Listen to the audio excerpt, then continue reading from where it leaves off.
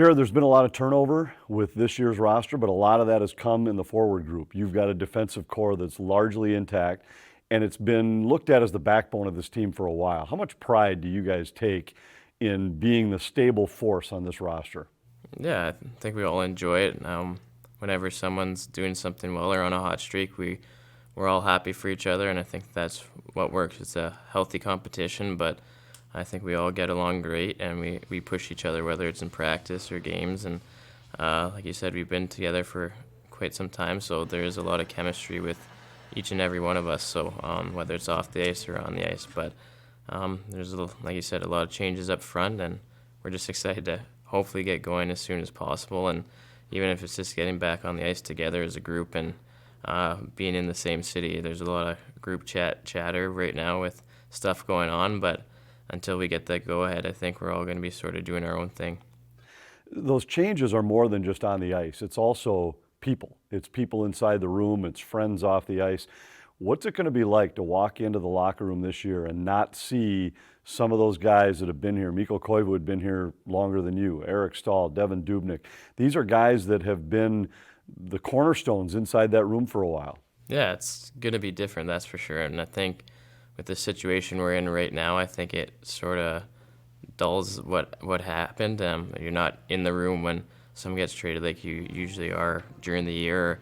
And like you said, you come in and see them a week later, and the room's completely different. So we're excited to have those guys, and obviously the people who have left were great people, and were awesome to play with. But at the same time, we're making a change and changing the identity of the group, and we're excited to meet the guys coming in, and I'm pretty sure there's some guys coming in right away, so we'll be able to get to know them a little off ice before we get into the thick of things.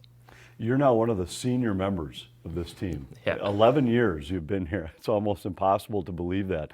How does that change your role in terms of leadership? I mean, you're welcoming guys to the organization now, as well as to the NHL, that are going to look to you as one of the veteran guys inside that room. Yeah, it's crazy to think of. It goes by really fast, but I had a lot of great leaders when I came in, whether it was in junior, when I came to Minnesota, with the welcoming crew that I had, just to make you feel comfortable, and either coming to the rink or just a text message for dinner, or even when we were at home, just going over to someone's house just to waste the day away. So I think as you get older, you look back and you realize how thankful you are for those guys. Maybe at the time you're not as thankful that you're going over to someone's house for dinner, but as you grow older, you definitely realize that can change your day or just make you feel more comfortable in the city. I know when Kirill Kaprizov was signed, you reached out to him, made a point to reach out to him early. What were some of those early contacts like? Pretty simple, just asking him if he had any questions, let him know I'm here if he needed to bounce something off me. And like I said, when I came in, I didn't have a ton of knowledge of the city or anything like that, and I was fortunate enough to have an ex-junior teammate in the system that I was able to ask questions with, Justin Falk. So I knew how that sort of calmed me down coming to a brand new city, especially for myself, just only playing in Spokane in my junior career. So I could only imagine coming across the ocean to a completely different country, how tough that could be. So I was just sort of opening up myself to let him bounce some questions off me. Have you stayed in contact with him? Yeah, every once in a while we'll get a text back and forth. I think he's pretty anxious to get some news to head over here. So he's training in Moscow right now, and he's just, like I said, waiting on news so that he can get back over here.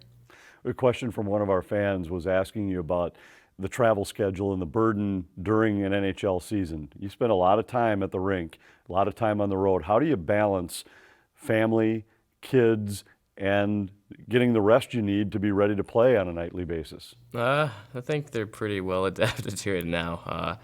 For myself, on practice days, obviously, you come to the rink in the morning and do your workout and get the practice in, and then sort of get home, and whenever I have the chance to take them to sports or school or buddies' houses, you try and do that. But they know when it's the night before game or game day that I'm a pretty mellow guy, and they know not to bug me for anything. And a lot of movies are watched on game days where I'm taking a nap, but now that they're getting a bit older and into they're into school and preschool, that was a bit easier, but they all enjoy it. My son plays hockey. Our younger son loves hockey. Our daughter loves coming to the games for just social aspects, but yeah, they enjoy it every day. They critique your performance yet? Our oldest does, that's for sure. Yeah, if I fall or something like that, he gives it to me pretty good. So a lot of highlights of me falling or missing the net, and he asked me how I missed that shot, but I give it right back to him when I'm at his practice. Another question from our fan, Cam Hall, wants to know why you landed on the number 46. That's the number I got. When I got called up to Calgary, I had number 46 in my stall, and wore it from then on. Tony asked me the next year if I would like to change, but I just stuck with it. I was number 18 growing up for most of my minor hockey and junior career as well, but I think at the time Colton Gillies had it, and I just thought 46 worked for me the first year, so I'll stick with it from there on. Start of a season is always exciting, and we don't know exactly when the start of this season is going to come yet. But with everything that's happened since the pause last season, the restart, the delayed start here, have you ever had a more anticipated start to a season than what is ahead here for the 2021 season? No, I think we're all excited. It's a blank slate for everyone. We have new teammates on the front end, and Dean being able to put a stamp on from the first day of camp as well. So we're all excited about it. And I think with this extra long layoff too, I think everyone has that energy built up from training, and I think that's the hardest part right now is the mental aspect of it. And you don't really know where you are in your training regime. I guess I would say if it's August for your training stuff. So everyone's sort of just guessing, but we're all looking forward to it. And when we do get back, I'm sure there'll be a lot of energy. Well, hopefully we get back soon and see you around the rink in a normal situation. No, we're looking forward to it. Thanks very much for joining us, Jared. And hopefully we'll be dropping the puck on the next Wild season very soon here on Fox Sports North. Thanks for watching this special edition of Wild Live.